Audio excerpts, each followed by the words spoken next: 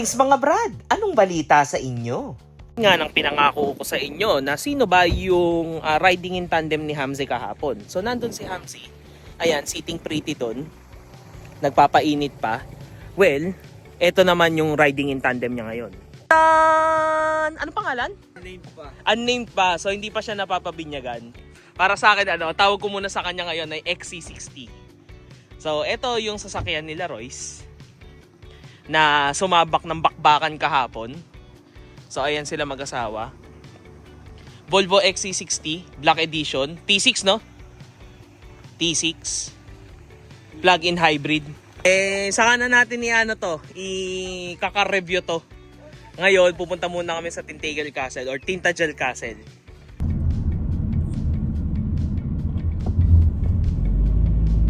At nung matapos nga ang mahabang panahon ng pagdidesisyon kung saan talaga kami magpapark, napagdesisyon na naming dito na lang para safe na safe. Matapos naming maisettle ang mga sasakyan, pumunta na kami dun sa mismong entrance ng castle. Hindi nyo man kita dito sa anggulo na to pero grabe yung lusong niyan. Matapos nga nun nagbayad na kami dito sa loob kasi hindi siya libre. Medyo may konting kamahalan nga lang pero bakit pa? Andito na rin naman na tayo. Lusungin na natin!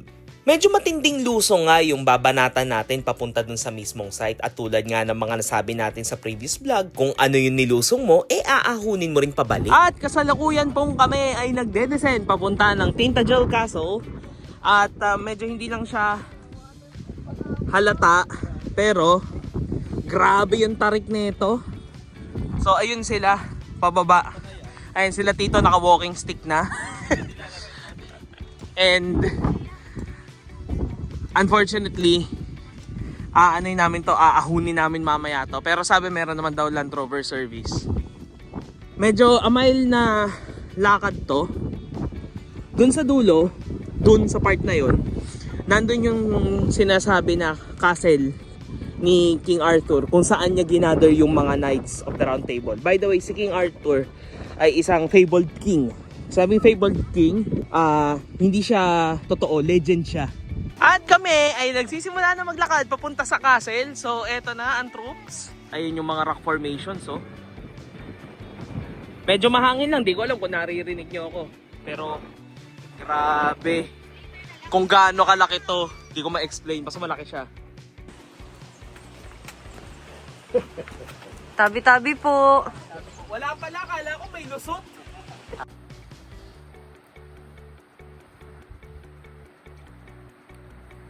Sobrang ganda dito.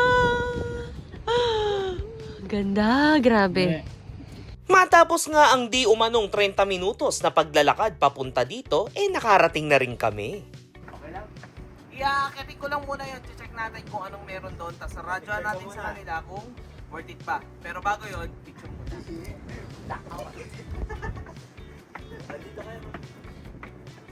Dahil nga worth it naman yung view dun sa taas, sumunod na rin sila para mag-picture-picture. Although naiwan na sila tito, tita, tsaka si Zea dun sa baba kasi naka-stroller siya. Dito kami ngayon sa upper courtyard. Parang upper courtyard, yeah. No main castle. Good thing na lang, may mga steps na ganito. So at least kahit na medyo mabasa-basa, hindi nakakatulas. Di tulad ng mga nature hike na lupa talaga yung tatapakan mo. And may mga handrails naman. Kasi nga, lumang castle nga siya, di ba? So, suggest ko, magbabayad na lang rin kayo ng kung magkano sa entrance, might as well, sulitin nyo na, puntahan nyo lahat. Yan, medyo may ginagawa lang. Pero, ayun, ito pa rin naman daw yung view. So, ngayong winter kasi wala masyadong tao. Kaya, ngayon sila nag-paint or nag-reconstruct nitong bridge na to. But, yeah.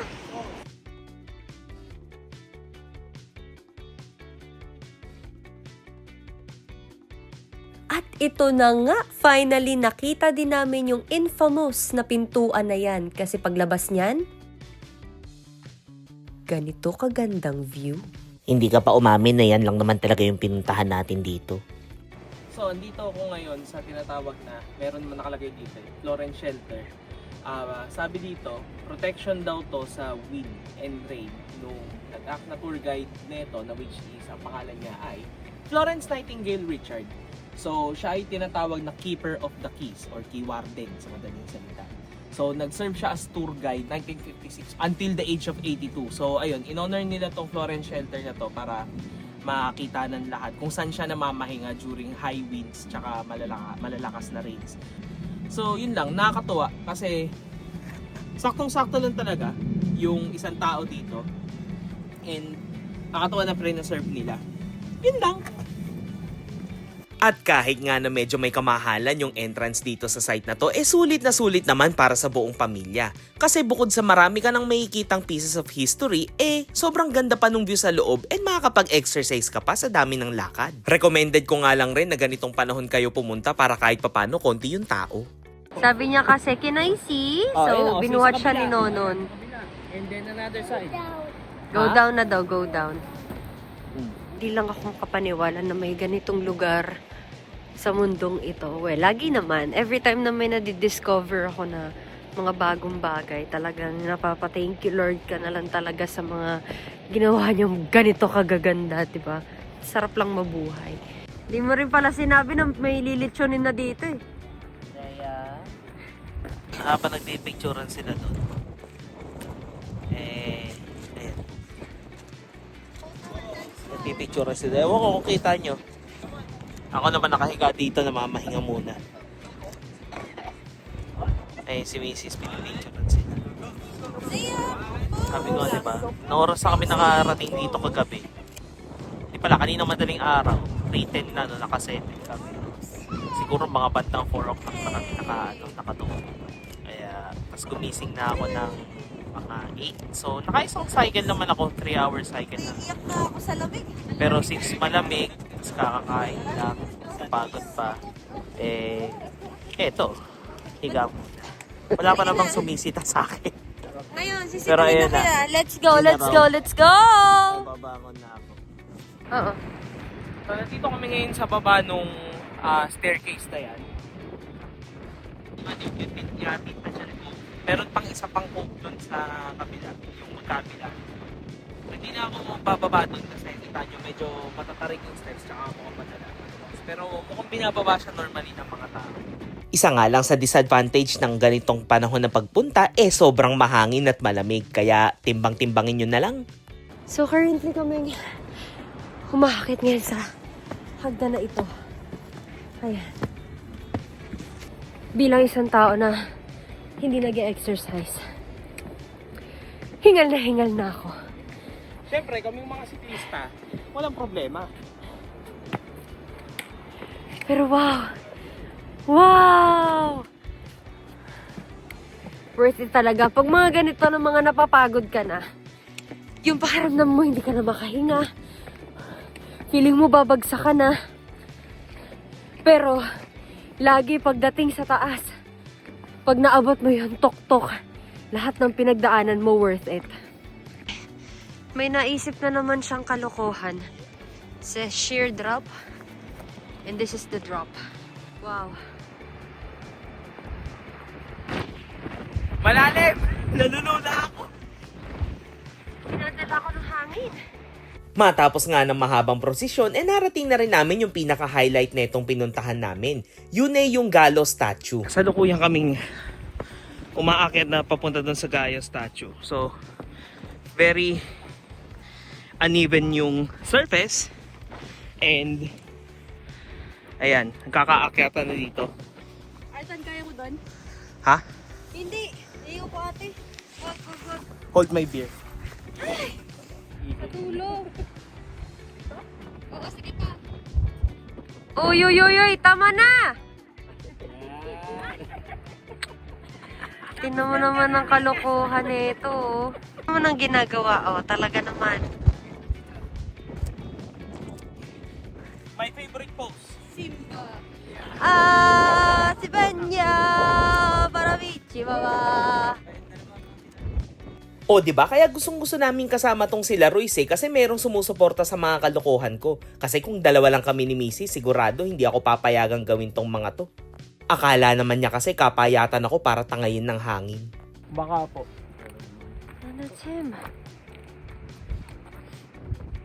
At At etong Galo statue na nga yung pinaka-hallmark netong Tinta Gel Castle. Although mas nauna pa yung castle kumpara naman dito sa statue na to, ito talaga yung pinaka-pinupuntahan. Kaya siguradong sa peak season, napakarami nagpapapicture dito. Everybody happy, nakapagpa-picture na kay Tatay Arthur. Kay Lolo Arthur. Lolo Arthur pala. So, send namin dito yung mga pictures kung gaano talaga kalaki yung statue. Gawa siya sa bakal, pero hindi kinakalawang eh. So, baka copper or something. Pero, nakakatawa. Hindi namin alam kung bakit kulang-kulang yung katawan niya. Siguro ganyan yung pagkakagawa. Magre-research na lang kami. Pagkatapos nga ng sangkatutak na picturan, nag-decide na rin kaming bumalik kasi medyo pahapon na rin netong part na to at hindi pa kami kumakain. Marami pa kaming plano para dito sa araw na to, no? At napagdesisyonan na nga namin na puntahan tong pintuang aesthetic na to. Yun pala, ito pala yung way para makabalik ka dun sa baba kung saan merong cafeteria. And hindi nagpapigil si Tito at Tita, sumunod sa amin. We're trying to walk. Kasi ito the exit. Well, we don't have to go here naman. Pwede naman kami umikot again doon sa bridge. And then going doon sa parang visitor center nila. Pero, syempre, for adventure and kasama namin si Tito and si Tita, dito kami. More adventure, more experience. So, nandun si Mr. sa unahan para syempre i-guide si Tito and si Tita. And nandito ako sa likod para naman alalay sila. So, ayan. Look at the view.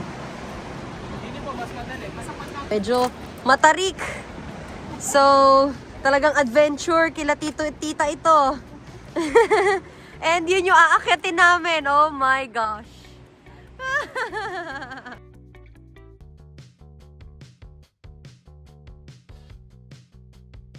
And another bridge. Closer and closer na tayo dun sa falls na nakikita natin kanina. Medyo wrong information kami dun kasi hindi naman pala namin to aakyatin. Dahil no entry yan. So pupunta kami doon sa may visitor center. At nandito na tayo sa ilalim ng bridge. So ayan, tulad nga ng sinabi namin kanina, ginagawa siya. Ngayon, ito at least medyo banayad na yung mga steps. Kanina kasi ang lalalim ng mga steps. And papunta naman na tayo sa wooden walkway or wooden stairs. At least kahit pa paano hindi na ganun kadulas. Dalawa yung way dito, sila Royce, nandun sila dumaan sa bridge kasi may dala silang buggy. Pero yun, tayo, sinulit natin siya. Ito yung view natin. Haha! Sana na naka-portrait. First time kasi namin mag-landscape ngayon. Wow! Worth it ang pagbaba, Tita, no? O diba, inisihan lang ni Tito at ni Tita ang paglusong. Tingnan natin tibay nila mamaya sa pag-ahon. Ito yung walkway, papunta ron sa baba. Pababa kami ngayon dyan sa mga bato-batuhan. Just for experience and para din makita nyo guys kung ano tong dinadaanan namin na to. So medyo sandy na siya kasi siguro nga dahil padagat na to. Oh my God! What? Ganda! Nice.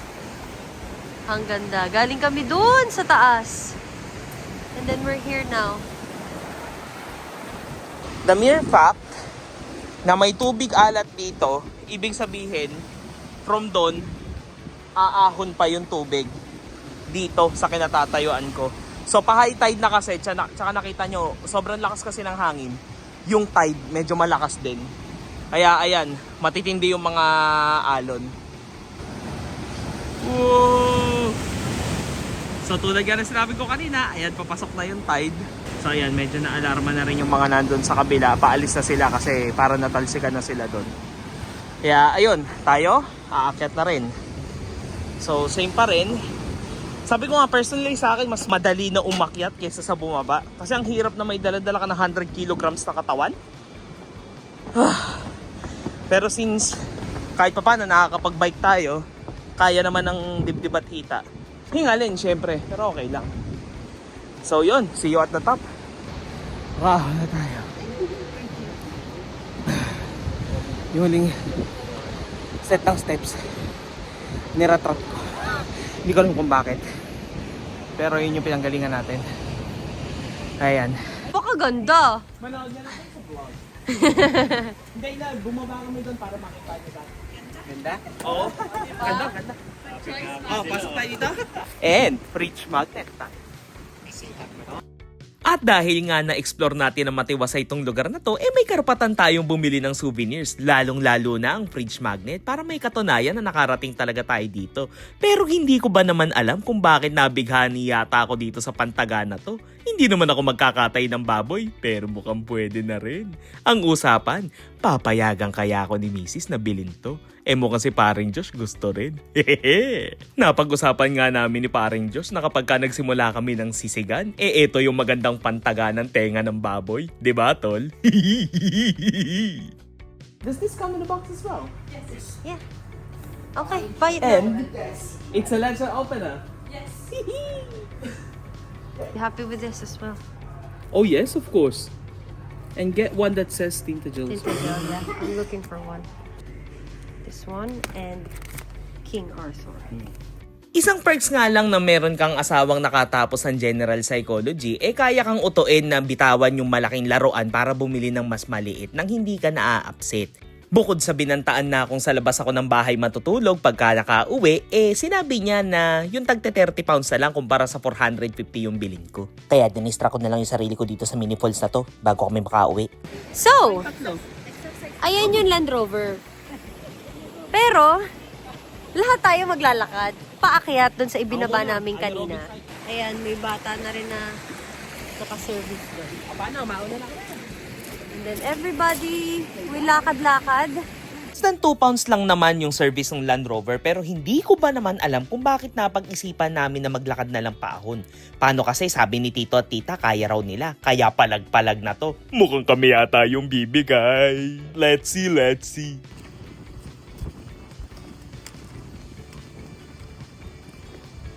And, kagaya nga ng sabi ko kanina, yung ibinaba namin is aakatin uli namin. So, ayun, may Land Rover service naman sana. £2.50 lang ang bayad or £1.50. Pero mas pinili namin lakarin ito. And ayun na nga, start na nung tarik na sinasabi natin. Kaya ni Tita, kaya din natin. Kinakaya. Ayan, slowly but surely lang po tayo, Tita, no? Ayun, may pahingahan pala. Hintay kayo dyan, ha? Break time lang kami.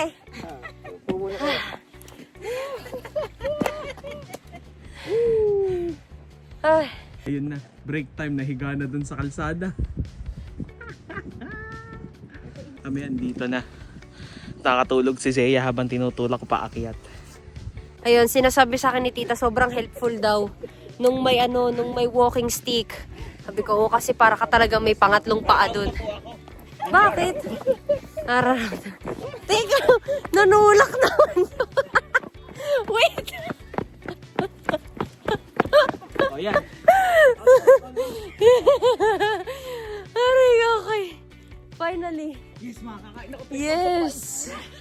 At ano nga ba ang conclusion netong Tinta Gel Castle na to? Well, kung kami lang wala kaming masabi. Pero tulad nga ng sinabi ni Mr. Ramon Peña Cerrada alias Tito Mon, champion!